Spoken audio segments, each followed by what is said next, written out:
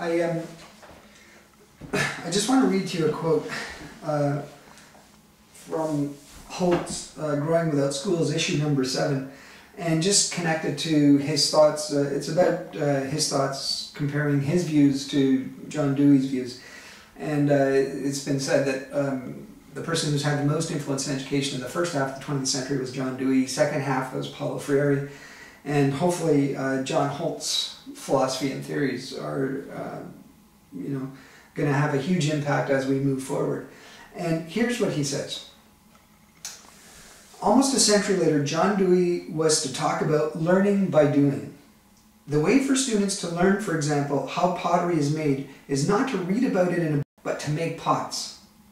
Well, okay, no doubt about it's being better, but making pots just to learn how it is done still doesn't seem to me anywhere near as good as making pots and learning from it because someone needs the pots. The incentive to learn how to do good work and to do it is surely much greater when you know that the work has to be done, that it is right, that it is going to be of real use to someone. And I think this is a very powerful quote that highlights the distinction between a progressive type education like John Dewey's and a more,